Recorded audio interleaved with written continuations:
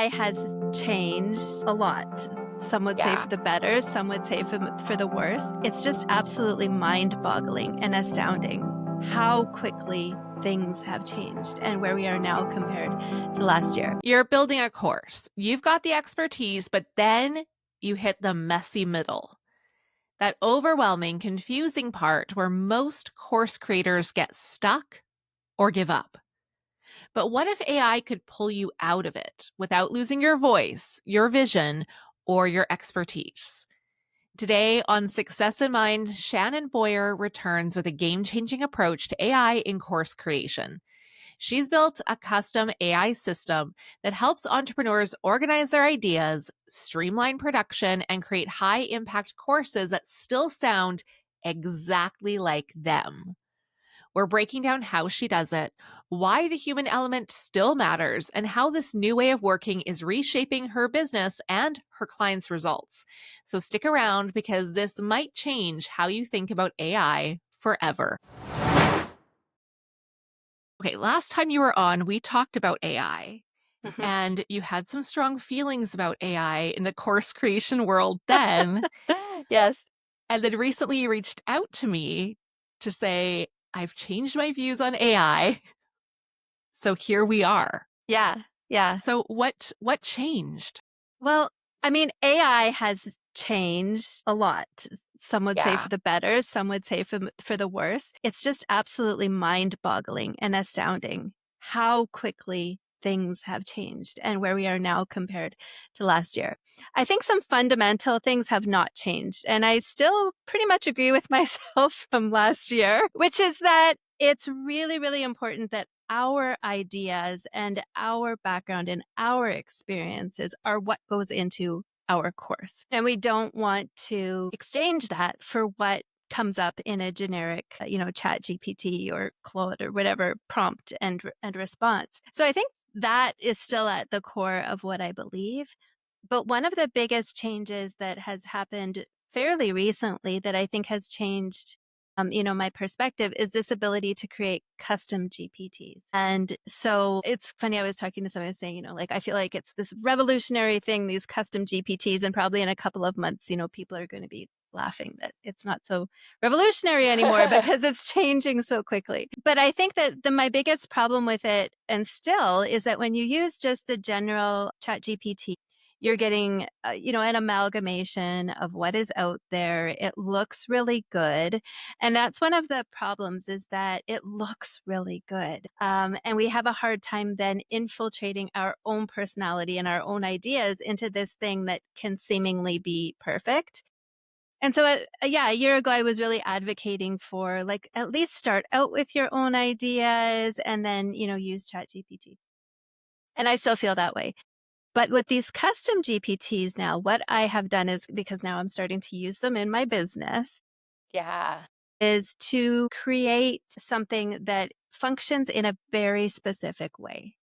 So Okay. what I've done is taken all my frameworks, all the teaching methodology, all of what I do with my clients, and put it into this custom GPT. So it walks the client or the student through a process that is very, very similar to as if I were sitting beside them, and the kinds of questions that I would ask them and the kind of Nice. prompts that I would give them. And it's all based around my framework. So it's not a generic chat GPT framework or some sort of generic outline that it's using or organizational framework.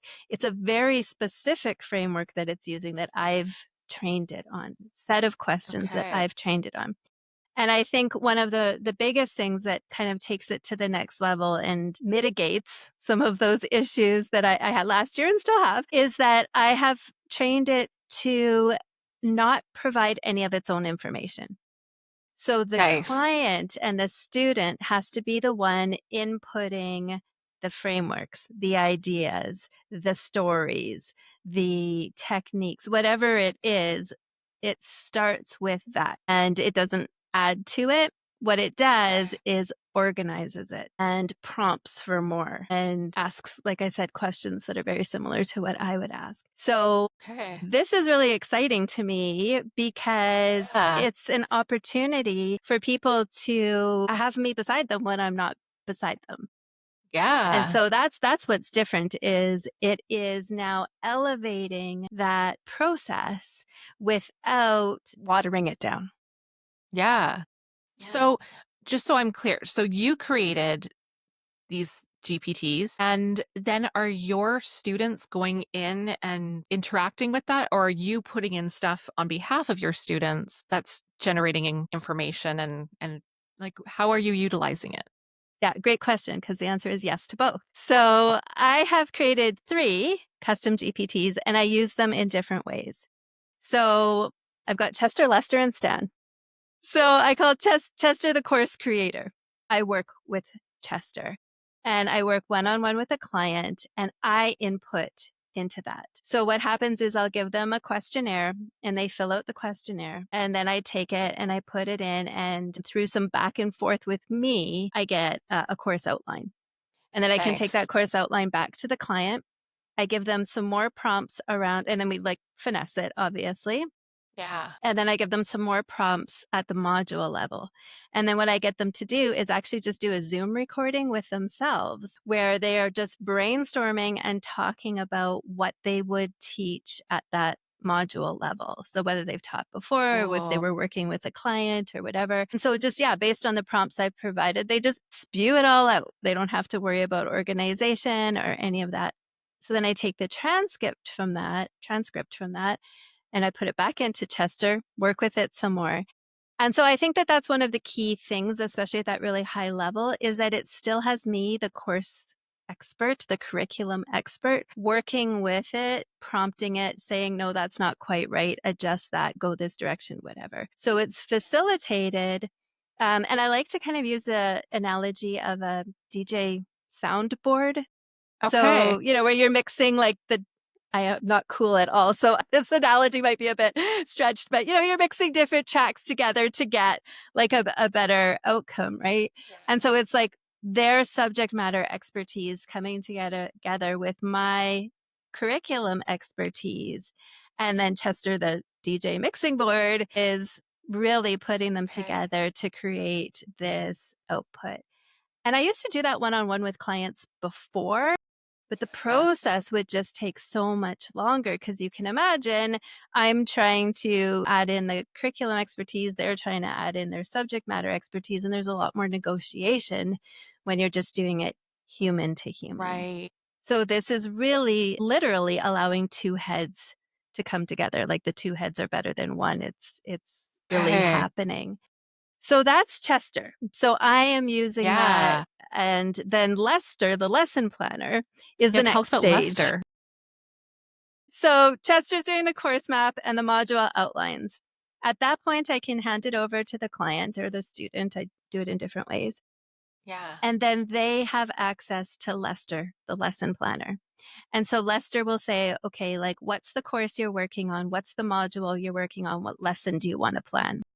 And so they take that work that we've done together, or it could be work that they've done on their own. They don't necessarily have to work one-on-one with me, with Chester. Sometimes people like DIY it. They take that and then put it into Lester, who then prompts them and asks them questions about like, what are analogies you've used to teach this in the past? Or what are some background stories of clients who've done this, or when you've done this, or, what's the stories to support this? Nice. Right? What are some frameworks or visuals or whatever? There's just a whole bunch of questions that he will ask to take them through. And the output is then my 7-part anatomy of an effective lesson. And they Okay. can then take that and do their slide decks and their recordings or whatever it is that they do. So for most people, they would Hmm. use Chester and Lester, or like I said, if they DIY, they're just going to use Lester. And they could do that. And same thing, Lester, they have to input it all. Like he's going to ask prompting questions, but not going to supply any Right. extraneous information. And then Okay. storyboard Stan is my third one. And most people don't use that, but that's for people who are doing like demonstration style videos. So I have a lot of like makers and creators in my community. Yeah. So let's say someone was doing like a quilting type course and they need to do demonstrations, then Storyboard Stan will take what Lester created and storyboard it out. Like, use this camera Nice. angle, have this shot, go, face on head, like a headshot, now go overhead, and kind of help them plan out the storyboard for their video. So, Very cool. And I yeah. love your analogy of the mixing board because that was going to be my next question is, well, why do they even need the AI if they have you to work with? Like what does that add? And that makes so much sense that that's where it all mixes together um, and saves, I would imagine, a lot of time. So So here's the thing. In the past, if I had a one-on-one client, I would do 12 sessions with them. So we'd meet weekly for 12 weeks and we would go through this negotiation process. And I did eventually have a course to support it with the theory and everything. But it was a long process, like I said, of the yeah, negotiation. But also, I was finding that all of my students and clients were getting to this really sticky, what I called the messy middle. And I was saying to them over and over again, from the 20% point to the 50% point of course creation is the most difficult. And at the 50% right. point, that's when you're making your slide decks and starting to do your recordings. And it's funny that that's in the 50% point because most people, when you think of creating a course, the first thing people do is like sit down with their Canva or whatever, be like, okay, I'm going to do my slide decks. 50% of the way through the process. So then it was educating them about all the things that needed to be done before that part. So here we were, they were working through the process step by step, and they, honeymoon period's over. We're 20% of the way in, and it's getting difficult. They have to organize their Yeah, ideas. They have to really, it's cognitively challenging. It's mentally taxing to do all of that work of figuring out what are the gaps, where did, are people going to fall through? What did I do when I was just learning that is now innate tonight? I don't really remember. So much goes on there. And I mean, students were just like, this is so hard. And did I make the wrong decision? And I was really having to kind of pep talk people through that stage and being like, you've got this. This is the hardest. Once we get over this, it's going to be a lot easier. Trust me, all of this. And it was really bothering me. And I was like thinking to myself, how can I facilitate this process? How can I make this less challenging, less mentally taxing, especially for people who are doing it the first time? I'm trying to teach how to be a right. teacher in a very short period of time. And so I was struggling with that, how to make this process easier and better for my clients. And when people are marketing their products and their courses, they're always told, like, tell people you're going to make it easier for them. Tell people you're going to make it simpler for them. Tell people you're going to fast track. Hmm. And here I was, and I was like, okay, it's going to be harder. It's probably going to be slower, but it'll be worth it. I promise. Right. It was like a really Yeah, hard marketing message for me. Like, I promise you'll have a better outcome at the end, which was true. Like, you will have a yeah, high quality course. It will get your students results, but you're going to have to go through this hard part. And it was just a hard sell. So yes, for the past year, I've been constantly grappling with that. How can I make that messy middle 30% more streamlined, mentally nice. arduous? And this just does exactly that. It takes that really hard part where most people either give up or take the easy route. Those were really the three options. You do the really hard work, you give up, or you take the easy route and end up with a course that's not so stellar at the end. And now that's exactly what these custom GPTs do, is they take that mentally tasking work of organizing those ideas, because I've given the frameworks and I've directed them in a very specific way to come out with Yeah. still that high quality outcome. And then how do you, because I know like last time when you were on, we were talking about how important it is to have your voice in the course and have it Yeah. reflect who you are. So when you're going through this process and you're using AI, is that taking away at all from the course creator's voice, or how do you protect that and make sure that they are still represented authentically? Yeah, I love that question because it is so, so important. And I think moving forward, as we see not Chat GPT, but AI change Hmm. and advance, that is going to be even more important, because otherwise we'll have all these courses out there that are very cookie cutter and look the same. Yeah. And we want to make sure it's our voice, our perspective, our experiences, our background, all of that. So one of the things is to make sure that the output is still in point form. I think that that's really, really Okay. important. So it's not scripting, Mhm. and what it's doing is just organizing and directing. Okay. The other thing is that because the prompts are asking them for their stories, their analogies, and they're talking, like I said, they're doing that Zoom recording where they're just brainstorming, and then I take that transcript. The feedback I've gotten from clients so far, they're because I say to them, like, what do you think of this output? Is it off base? Does Huh. it still sound like you? Like, they're the only ones who really know. And they're like amazed. They're like, this, I would say that. Like, that actually sounds like Wow. me. And Nice. I think it's the process that is making sure that that outcome still maintains their voice because they are talking and it's taking that and using that. And again, because I've told it like don't supply any kind of information, it's just working with what's been put into it. Yeah. So I think that that's really, really important as we move forward to make sure that that is paramount. I think that the human aspect has to be maintained and that the number one kind of qualifier for anything that we do with AI is that it helps to elevate students getting the results. That's always the most important thing to me is, are we creating our Yeah. courses in a way that's going to ensure that students get the results we're promising in the most effective and efficient way possible? I'll just kind of Yeah. add on that note of like the human aspect. I had a student of Yeah, mine, please. she sent me a video recently. I'm going to out her, but I won't tell her to say her name. But what she had done is she had used a different AI tool where all you do is you upload a photo of yourself, you read the little paragraph for it to get your voice, and then you write a script. So you just type the script. It takes that script, it takes your voice, it takes the photo, and it basically animates it.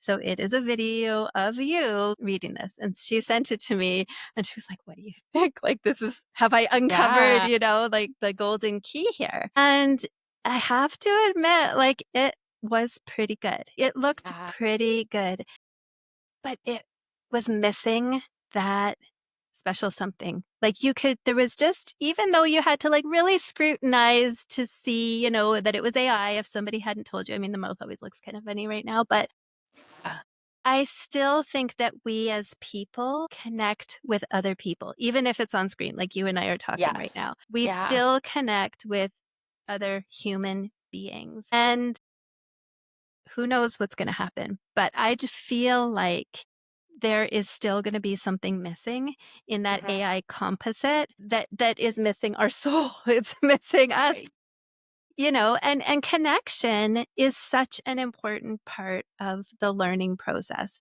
Like, I won't get into the weeds too much, but it's called the social constructivist theory of learning.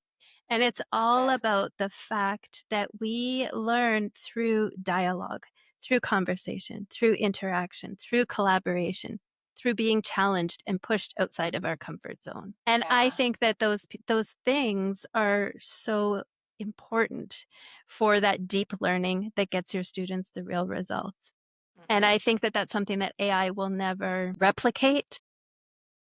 And I Yeah. think I talked on the last podcast about like the 4 different kinds of interaction in a course, right? Yeah. And so it's just, if anybody hasn't heard it, it's like student to content, student to instructor, student, and student to real world. Those things are going to be even more important as we see a proliferation of AI generated content, because it is Yeah. ultimately what's going to set the courses apart and make sure that students get those real results. Yeah. I'm so glad you mentioned all of that. Are you ready to turn your ideas into income? With Kajabi, you can create, market, and sell your online courses, memberships, and coaching programs, all in one easy to use platform.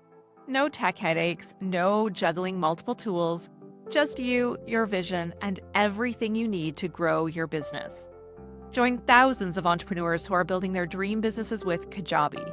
I've hosted my business on Kajabi since 2015, and spoiler alert, this podcast is hosted on Kajabi. You can even start your own podcast there. If you want to try Kajabi free for 30 days, click my link in the show notes and take that first step toward turning your passion into profit. Back to our show. And I'm also curious, just from the business perspective of now that you have built out these GPTs, and how has that changed the way you're running your business? And just from the business owner standpoint, how has that changed for you? Yeah, so it's changed quite a bit actually, because what I was doing in the past is I offered my signature course Mhm. and I would take people through it in a, in a cohort based way. And then I had a one-on-one experience, like I said, that people could do over 12 weeks working with me once a week for an hour. But I always had people asking for more of a like done for them. They're like, can't you just do it for me? And I was like, no, I can't do it for you. Yeah. Like it's your knowledge, it's your information, it's your thing that you have to own, stand behind, and then teach. So no, I can't do it for you. And then people would ask for kind of more of like a VIP day sort of a thing. Like, let's just work really in a really concentrated way. And again, I was kind of like, well, it's a process. It's a process of really thinking and Right. reflecting and all of this. So I wasn't comfortable with that either. But what this has allowed me to do now is to, I'm calling it the accelerator Nice. and VIP experience. And so what I do is in the course of just a week, in a concentrated week, Chester, myself, and the client can get through that course mapping and module outlining phase. And it basically jumps them from that 20% mark right to that 50% mark.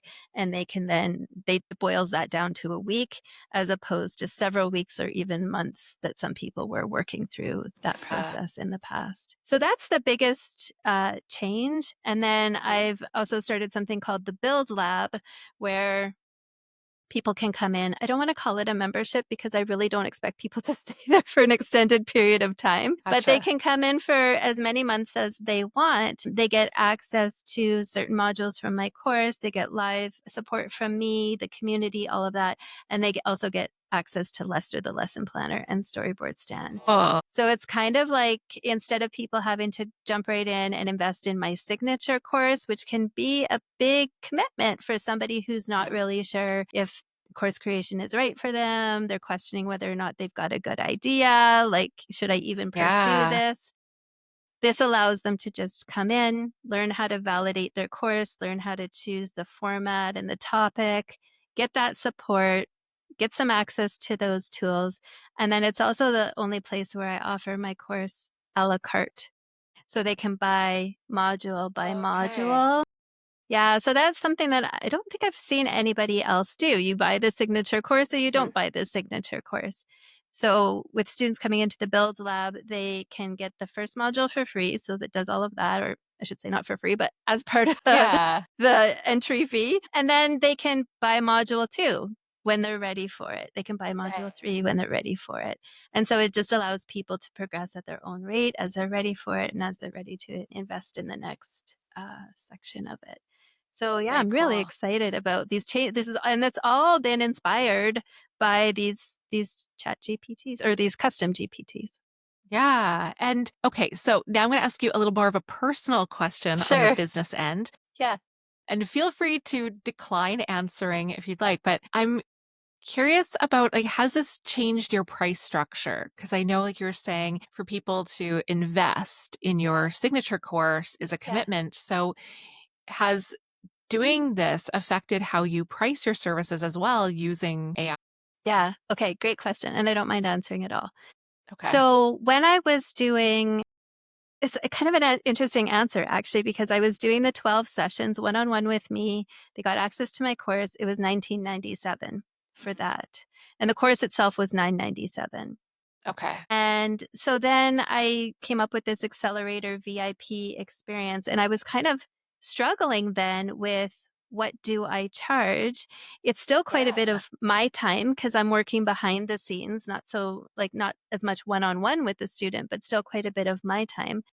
But it's also adding the value of time, like it's saving Yeah. them so much time. So on the one hand, I was thinking this is so much more valuable than what Hmm. I have done before. But at the same time, if someone hasn't experienced that struggle themselves, they haven't experienced that messy middle, they don't necessarily appreciate what I'm saving them. Like, Yeah. I'm saving you this, but you just have to trust me that you don't have to go through this messy middle part.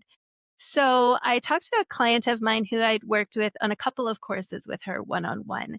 And she was kind of a beta tester for me. And she was just loved the output, loved the experience. She's like, I want to make more courses. This is phenomenal. And so I was kind of talking about pricing with her. Like, what do you think? Because you paid me the $19.97. I'm thinking of charge. So I charge $14.97. I'm thinking $14.97. And she was like, well, that's kind of a lot for one course. And that floored me because I was like, but it's the same outcome. Like everybody says, you're Yeah. selling the transformation, you're selling the outcome, right? And Yeah. I was like, it's the same outcome, maybe better, less time. It's taking less of your time to Yeah. get there. And when I explained it to her that way or kind of framed it that way, she was like, oh, yeah, you're right. Oh, yeah, that's totally worth the money. Like that's a steal. That's less than I was paying before. Yeah. A better outcome. But it was really, really interesting to me that she was thinking about it differently in her head. So it's $14.97 for that Nice. VIP experience, which I think is well worth it I think to think, so. Yeah. yeah, that you can kind of jump over that really difficult part and streamline. Because one of the things I find too, when people come to me and they want to create a course, and I always ask in my kind of initial conversation with them, like, when do you want to launch this course? What's your timeline? Yeah. And generally, I feel the timelines are quite tight. People Mhm. expect to go from nothing to launching a course in a very short period of time. A lot of that Yeah. is because not everybody understands everything that goes into. If you've never created a course before, you don't really understand everything that goes into it. It's very similar to writing a book, I think, like, For you know, sure. the process and how detailed it gets. So that's part of it. Yeah, so it's kind of like there's a little bit of a gap between what people are kind of Right. expecting and then the reality of it. Okay. Can you maybe share with us, without giving away any client information, of course, Yeah. um, but can you share with us maybe an example or a case study of how you've used these tools and you've used AI to working with a client and what their outcome was like? Yeah. So what happens is, so when they come into the experience with me, there's like the back and forth. And then, so what it produces is the framework. And so I think that's another interesting point is it's going to give a framework, Yeah. which doesn't necessarily represent all of the thought and negotiation that goes Yeah. into this output, right? Because the course outline, what it's going to do is it's going to output like the course objective, the module objectives, the key teaching points in each of the modules, the application activity for how students are going to actually apply what it is that they've learned. And so in terms of like an actual output, if somebody just looked at it on paper, they could kind of be like, that's it. Right. Right? Because in terms of like words on the paper, it's like it's representative of a Yeah. lot of like knowledge and organization and everything else. So yeah, that's generally like I'll take the student through the process or the client through the process, and then we do the module outlines, like I said. Then they go through, they take it through to Lester, and then take it through to the slides. They do the recording of it. And then actually, I'm just having students launch their courses now because there's these Okay. GPTs they've only been, I mean, it took me a few months to create and take all of my frameworks and put them in. And I've just rolled them out. I don't know when this is going to air, but about 8 weeks prior to the recording of this. Okay. So yeah, so students are just kind of finishing with the recording and starting to launch the courses now.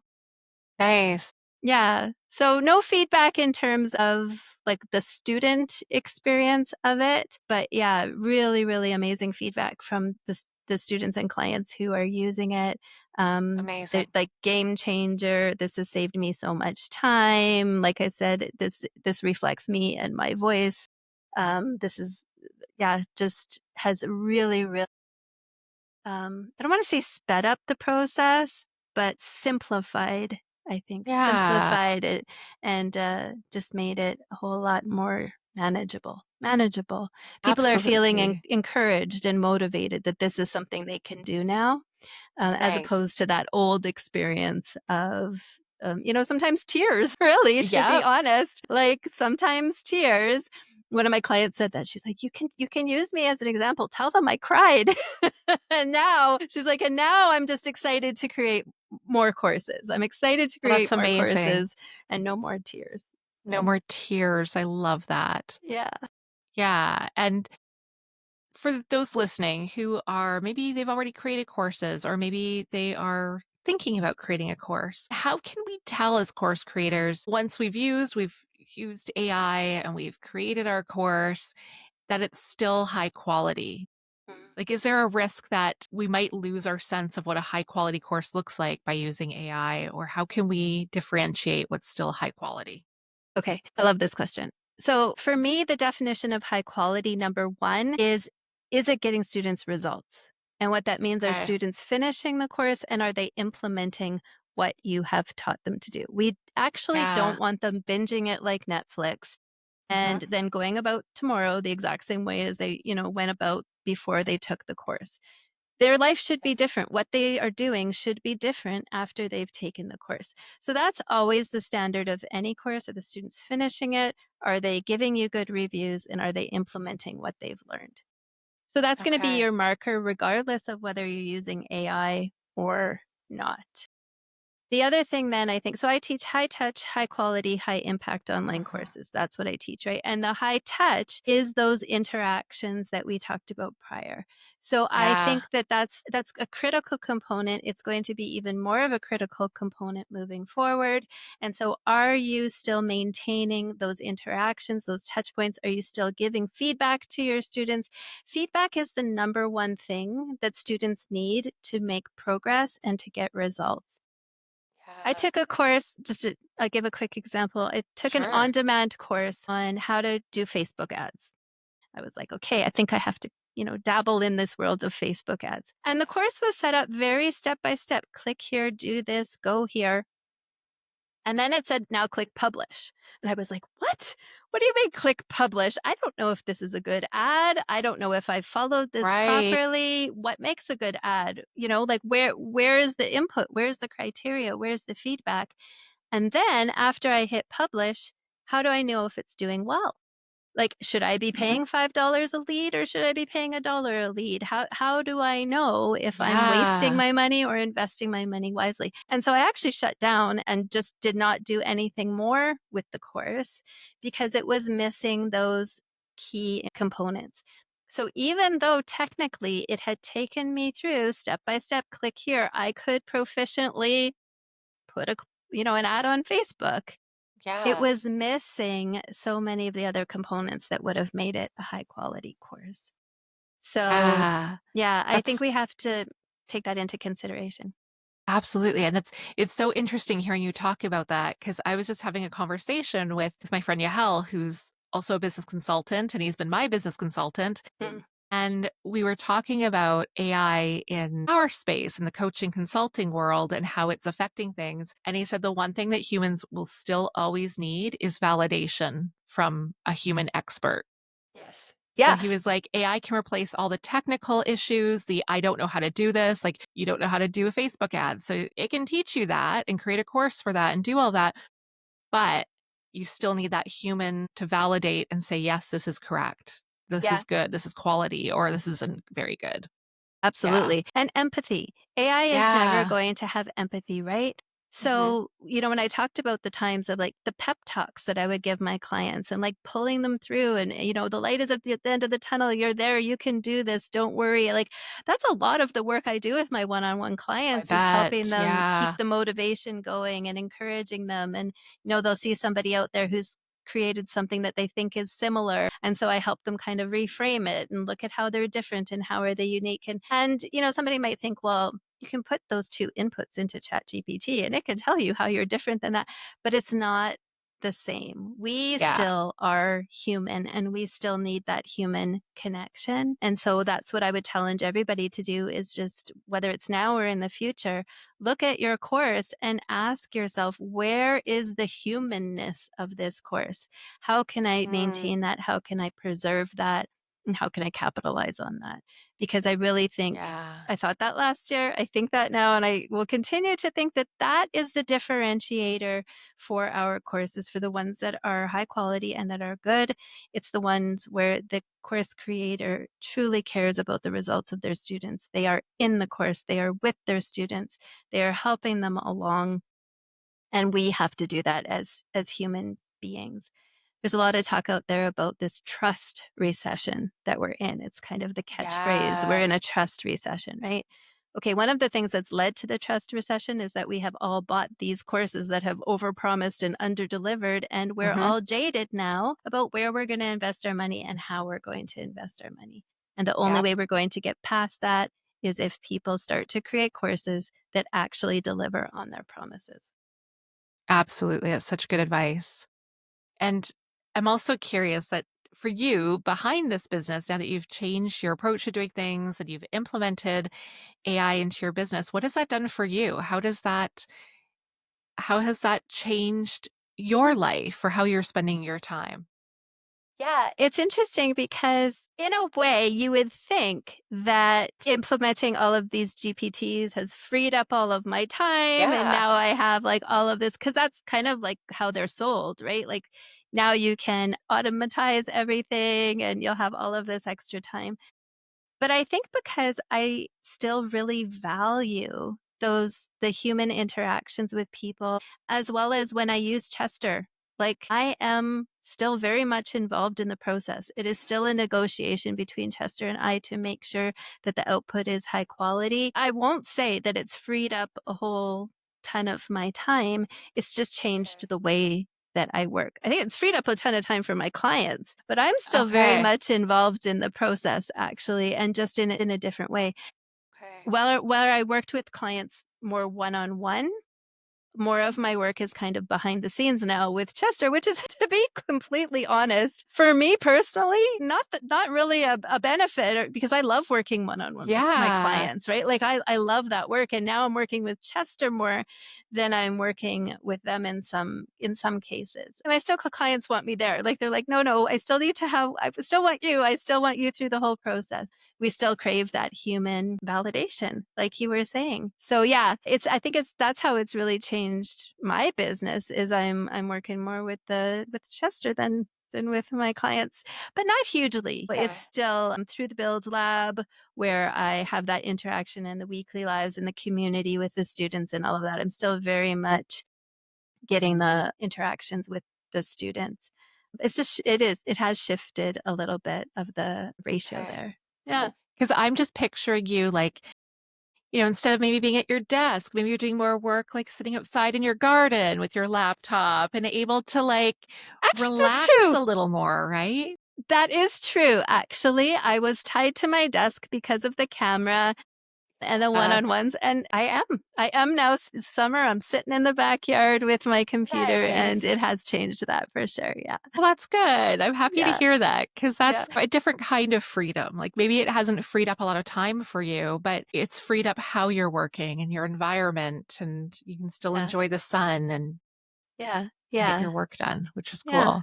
For sure. Yeah. What's a mindset shift that you think entrepreneurs or course creators need to make in terms of incorporating AI into their process? That's a great question. So I think the biggest mindset shift is to understand that it is an assistant and a co-creator. It is not going to do it for you. And you need to capitalize on, like we said before, your unique experiences and background and Yeah. stories and what makes you different from everybody else out there, and use it for what it's good at, which is the organization and brainstorming. It can help you with the brainstorming and that. It can actually also criticize you. Like, you have to ask it to, right? Like, if you've ever been in ChatGPT, it's very congratulatory. Like, and it's always telling me that idea is gold. You are the smartest person in the world. And, it'll continue to tell you that everything that you do is wonderful.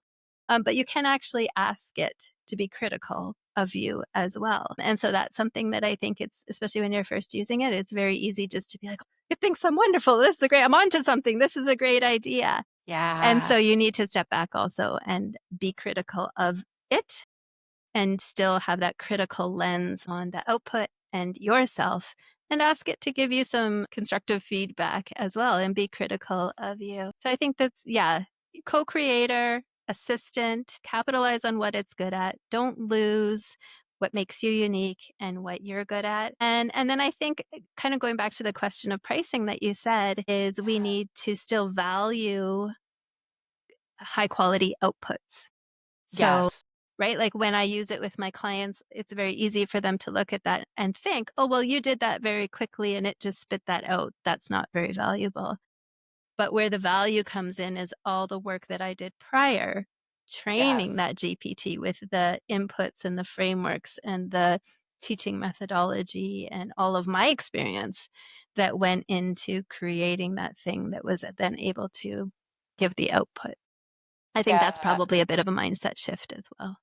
Absolutely. And I'm so glad you mentioned that. I was having a conversation with another friend recently also about AI, and she had that question of, it can shorten my process a lot in what I do, but then do I charge less for my work? And so I love your perspective of keeping it focused on the value of the outcome we're providing. And it's not about the time. We're not hourly employees. This isn't about Yes. an hourly basis, but looking at what is that output. And if the output is going to be greater and save the client time and get things done more effectively and efficiently, then there is a lot of value to that. Yeah, It's not just the absolutely. time we put in. Yeah. There's an artist, and Yeah. I'm going to misquote this. I think it was Picasso. I could be very wrong. But when he was asked, why is this painting so expensive? It obviously didn't take you very much time to create. And he said, no, actually, it took me 20 years because it was all of the experience and all of the practice and all of the trial and error that allowed him to create that one piece of work that they were actually looking at.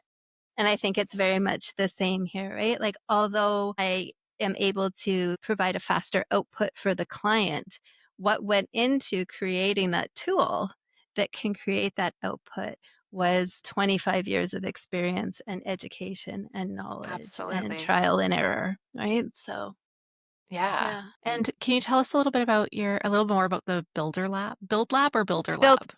The Build Lab. So The yeah, Build that's Lab. Okay. it's Yeah. so all my courses are called Your Best Course. So I have Your Best Course Experience is my signature course. And really it's called the Your Best Course Build Lab. I just call it the Build Lab. So it's a school group.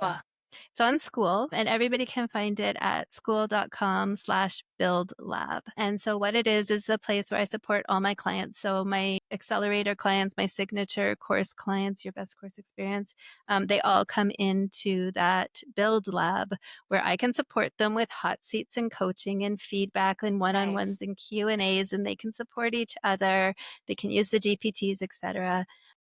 And we just really make sure that their course actually gets completed. That's why I call it the Build Lab, because it's where the work happens. It's where they get the support, the answers, and the tools they need to actually get it finished. But I do also allow people who are not students and clients of mine, active students and clients, to come in. Right now, the price is $47.